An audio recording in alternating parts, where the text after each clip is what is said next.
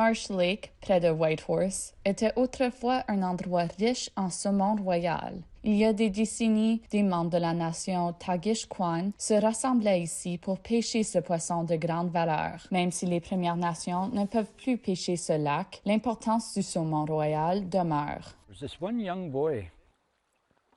They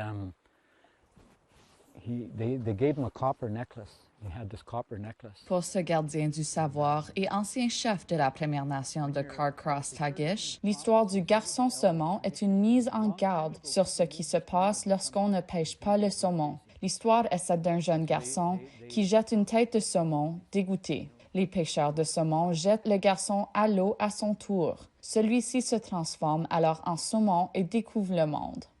And what my mother said is that you have to live your life like a salmon because they're constantly feeding the world. They're constantly giving to the world. They feed the people all over the world. They'll travel all over these oceans. Le nombre de saumons a diminué au fil des ans en raison des répercussions cumulatives des conditions environnementales extrêmes et de la perte d'habitat. Selon les plus récents chiffres recueillis par Sonar, il y a environ 15 000 saumons royaux à la frontière de l'Alaska et du Yukon. Il s'agit d'une légère augmentation par rapport à l'année dernière, où 12 000 saumons avaient été dénombrés. Mais ce chiffre demeure bien en deçà de la moyenne historique sur 10 ans de 50 000 saumons. Un peu plus de 150 saumons ont été dénombrés à l'échelle à poissons de Whitehorse. That's really, really sad. That's not good at all. Mariah Benoit, chef de Carcross-Tagish, dit que son peuple se procure maintenant son saumon d'une collectivité voisine. Elle craint pour l'avenir et même pour les générations actuelles qui n'auront jamais le plaisir de pêcher le saumon dans un camp de pêche. Yeah, it's going to be tough for their future. Yeah, I'm afraid for them.